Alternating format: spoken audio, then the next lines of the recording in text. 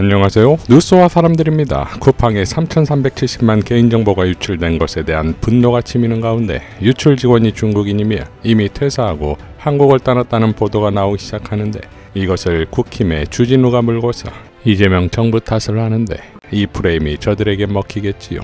쿠팡이 보안이 가장 철저해야 할 회원 정보를 직원이 모두 뽑아갈 수 있는 보안 시스템이나 산업 스파이에 대비할 수 없는 인사관리 시스템을 갖고 있었다면 회사를 접어야지요. 최근 정치권에서 쿠팡은 매우 자주 등장했는데, 문지석 검사의 쿠팡 퇴직금 관련 폭로건에서 흥미로운 점은 쿠팡 CLS의 홍영준 대표가 서울법대 검사 김앤장 출신이며 어미중과는 사법연수원 동기입니다. 쿠팡의 공동대표였던 강한승도 판사의 김앤장 출신이자 윤석열과 사법연수원 동기입니다. 올해 5월 말 박대준 대표가 쿠팡의 단독 대표가 됩니다. 김병기 보좌관과 서영교 의원도 쿠팡과 관련해 등장했었지요. 김병기와 보좌관에 의해 문자가 등장한 것이 11월 18일, 쿠팡이 해킹을 공식 발표한 날도 11월 18일입니다. 이런 와중에 전투 변호사 김경호 변호사가 출격했습니다. 김경호 변호사는 손해배상 청구에 돌입한다며 다음과 같이 밝혔습니다. 국민의 60%에 달하는 3,700만 명의 민감한 개인정보가 유출되었다. 이는 단순한 전산사고가 아니다. 새벽 배송이라는 미명 아래 노동자들이 죽어나가도 근본적인 대책을 외면해온 기업 윤리의 파산이 결국 보안 시스템의 붕괴로 이어진 필연적 결과다. 조직의 비대함에 취해 디테일을 놓치고 사람의 가치를 경시하는 탐욕스러운 거인의 민낯이다. 거인이 비틀거릴 때 깨어있는 개인은 행동해야 한다. 나는 뉴스를 접한 즉시 집단 위자료 소송을 제기하기로 했다. 과거 인터파크 정보 유출 사태 당시 법원은 10만 원의 배상 판결을 내린 바 있다. 액수의 과다를 떠나 이것은 명징한 신호다. 시스템 뒤에 숨어 무책임한 자본을 향해 전체를 꿰뚫어보는 홀로선 개인들이 던지는 준엄한 경고장이다. 쿠팡은 기억해야 한다. 진정으로 무서운 것은 흩어진 대중이 아니라 AI로 무장하고 논리로 무장하여 당신들의 오만을 낱낱이 지켜보는 조직된 개인들이다. 나는 그 선봉에서 10만 원의 청구서가 아닌 시대의 정의를 청구한다. 이것은 단죄의 시작이다. 12월 24일 크리스마스에 소장을 제출할 것이며, 쿠팡은 소속 직원 전체에 대한 예수의 사랑 정신을 깨우치길 기대해본다. 이제 국민의 변호사와 거대 법조 권력과의 대결이 시작됐습니다. 한동훈 당원 게시판 조사 착수로 국힘 내전이 발발했는데 전개과장이 박홍각입니다.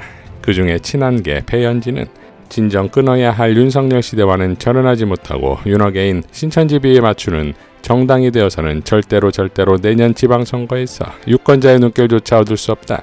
왕이 되고 싶어 감히 어자에 올라앉았던 천박한 김건희와 그 김건희 보호하느라 국민도 정권도 안중에 없었던 한 남편의 처참한 계엄 역사와 우리는 결별해야 한다. 선거를 앞둔 우리의 첫째 과제는 그 무엇도 아닌 바로 이것이다 라고 밝히며 하루 종일 언론을 타는데, 윤버지의 딸 김계리 변호사가 배현진을 정조준하며 도대체 누가 누굴 보고 천박운운 하는 건지 그 수준 보고 피식했다.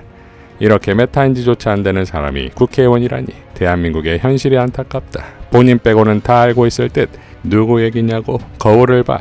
민주당에서 찌라시처럼 짓거리는 얘기를 앵무새처럼 틀고 있는 국민의힘 의원이라니 국힘은 반성해야 한다. 계엄이 왜 일어나는 건지 공부 좀 하세요. 여기저기 돌아가며 사진만 찍지 말고 라고 일갈했습니다. 그러자 배현진은 다시 선출직도 아닌 아무 권한 없는 본인 말대로 아무것도 아닌 그저 남편 옷만 좋았던 한 민간인이 그 권력을 쫓는 자들에게 뇌물을 받고 분수와 이치에 맞지 않은 사고를 줄줄이 친 천박함을 천박하다 했는데, 여기에 긁혀 발작하는 희한한 자들이 있다. 윤어게인 당을 만들려다 여의치 않자 스리슬쩍 국민의힘의 입당에서는 회복의 골든타임을 놓치게 하는 어디서 굴러들어온 지질한 장사치들도 있다. 거듭 말하지만 법치, 원칙, 상식과 합리만이 보수 정치의 정수가 될 수 있다. 많이 쓰려도 골문 상처는 씻어내고 가야 한다. 이상 어제 오늘 개거품을 얻던 이들에게 귀국 인사라고 밝혔습니다. 과연 배현진은 한동훈을 지킬 수 있을까요? 박지원 의원은 한동훈 전 대표 험한 꼴 당하지 말고 지금 보따리 싸셔서 새 길로 떠나세요. 국힘의 분열이 가뭄에 농갈라지는 쩍쩍 소리가 들리기 직전입니다. 라고 밝혔으나 국힘을 버리고 자신들의 세력을 재건할 리더십과 용기가 있겠습니까? 지금 한동훈을 공격하는 장동혁은 과거 소울메이트라 했던 관계가 아닙니까? 장동혁은 한동훈이 탈당하고 창당하여 정치적으로 성장할 수 있는 깜이 아니라는 걸 확신하니까 치는 것이겠지요. 시문대로 거둘 것입니다. 예고했던 장경태 의원의 기자회견이 열렸고 한 문장으로 요약하면 이렇습니다. 데이트 폭력과 관련된 대화 내용은 아주 많이 가지고 있습니다. 즉 무고의 증거를 확보했고 이에 따라 대반격을 하겠다 이거지요. 추행은 없었습니다. 이 사건은 데이트 폭력 사건입니다. 남친이란 자의 폭언과 폭력에 동석자 모두 피해자이자 일부 왜곡 보도로 사안이 변질됐습니다. 무고와 데이트 폭력은 매우 중대한 범죄입니다. 또한 자신의 범죄를 감추거나 정치적 이익을 위해 증거를 인멸하고 공작하는 것은 치졸한 범죄입니다.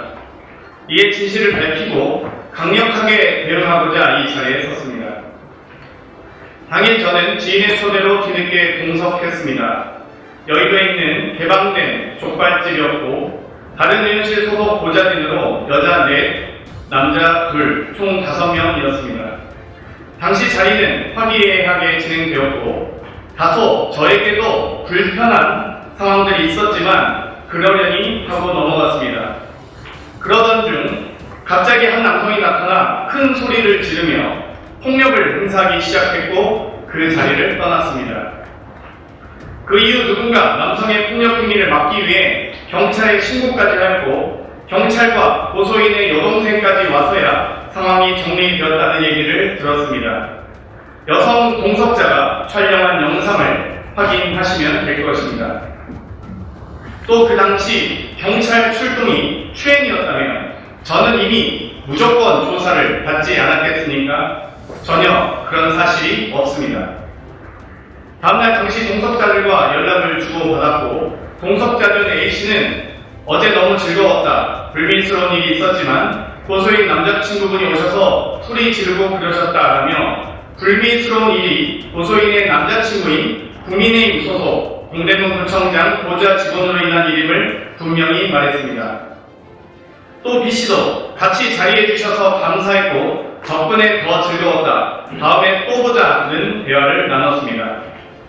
위의 카톡 내용만 보더라도 당시 주변인들이 만류했다는 고소인의 주장은 전혀 다른 내용으로 사실이 아님을 명백히 알 수 있습니다. 고소인은 그 다음날 남자친구의 감금, 폭행 때문에 출근도 못했고 동료들은 고소인을 데이트 폭력 피해자로 걱정했다고 합니다. 실제로 데이트 폭력에 대해 신고는 할 건지, 진단서는 떼었는지, 집은 안전한지 등 취지에 걱정을 해주고 고소인도 일단 신고하겠다고까지 답변했다고 합니다. 이 정황들은 모두 추행과는 관계가 없으며 당시 실제 발생한 사건은 폭행, 도찰, 데이트 폭력이었다는 사실을 보여줍니다. 이후 남친의 제보로 TV조선의 취재가 시작되었고 오히려 고소인은 기자에게 몰래 찍힌 영상이다. 영상이 공개되면 고소하겠다라며 피해가 없었다는 취지로 말했습니다. 이는 고소장의 추행 주장과는 정면으로 배치됩니다. 그 이후 남자친구는 여성 비서관들에게까지 전화하며 위협을 가했다고 들었습니다. 오히려 이 사건의 본질은 고소인 남자친구의 데이트 폭력이자 동석한 여성 비서관에 대한 폭언과 위협, 몰래 촬영한 불법 영상입니다. 남자친구는 영상 촬영이 장난이었다고 했지만 누구의 동의도 없이 촬영된 그날의 영상도 데이트 폭력의 한 부분일 수 있습니다. 앞으로 무고 및 추가 영상이 있는지에 대하여 경찰 수사 과정에서 밝혀져야 할 것입니다. 다음 날에도 폭언 폭력으로 인한 무단 결근이 있었고 보좌진과의 대화에서도 남자친구의 데이트 폭력에 대한 걱정이 전부였고 심지어 정신적 치료까지 받는다는 얘기를 들었었습니다. 그럼에도 무려 1년이 넘은 지금 고소장이 제출되었고 그 의도와 동기를 의심할 수밖에 없습니다. 이에 고소인을 무고죄로 고소하여 그 의도와 동기를 밝히겠습니다. 또한 저에게 폭력을 행사하고 데이트 폭력을 행사한 고소인의 남자친구인 국민의힘 소속 동대문구청장 보좌직원을 고소 및 고발합니다. 동대문구청장은 지금이라도 제 식구 감싸기를 멈추고 해당 직원의 폭행, 불법 촬영, 데이트 폭력 등 모든 범죄 행위에 대해서 조사하고 감찰하십시오. 무분별한 보도로 심각하게 명예를 훼손한 TV조선에 대해서도 엄중히 제소합니다. 동일한 영상을 2차례 보도하면서 첫 보도에는 고소인이 제 어깨에 손을 올리는 장면을 모자이크로 숨겼고, 다시 보도하면서 제8이 마치 고소인 쪽을 향한 것처럼 확대 왜곡했습니다. 두 영상은 동일한 영상이며 추행한 사실이 전혀 확인되지 않았습니다. 오히려 확연히 드러난 것은 고소인이 제 어깨에 손을 올리고 있는 장면입니다. 또 동일한 영상에 음성을 추가해 제대로 들리지도 않고 동작에도 맞지 않으며 고소인의 음성인지조차 확인되지 않은 소리를 악의적으로 편집하여 아니 왜 거기에 라고 단정하고 자막 처리했습니다. 이쯤 되면 이건 보도가 아니라 연출입니다. 영상 판독 등 가능한 모든 수단을 활용해 진실을 밝히겠습니다. 최초 진술을 들은 TV조선 황모 기자도 증인 요구하겠습니다. 기자로서 양심이 있다면 당시 고소인과의 통화 녹취를 공개하시기 바랍니다. 또 취재 중 데이트 폭력을 충분히 인지했을 텐데 데스크에 보고는 했는지, 어떤 경로로 묵살한 것인지 여부에 대해서도 밝혀주시기 바랍니다. 더불어 저로 인해 정신치료를 받은 것처럼 보도한 동아일보에 대해 엄중히 제소합니다. 해당 치료가 남친의 데이트 폭력으로 인한 것이었는지 진료 기록과 내용부터 경찰 출동 일지부터 확인하시기 바랍니다. 고소인의 허위 주장을 무분별하게 보도하거나 근거 없이 기자의 뇌피셜, 상상으로 보도한 부분에 대해서 엄중히 제소 등 가능한 모든 조치를 취하겠습니다. 지금까지 고소인의 입장에서만 보도하신 만큼 추행은 일절 없었고 데이트 폭력만 가득했던 대화를 지금까지 보도한 만큼 꼭 보도해 주시기 바랍니다.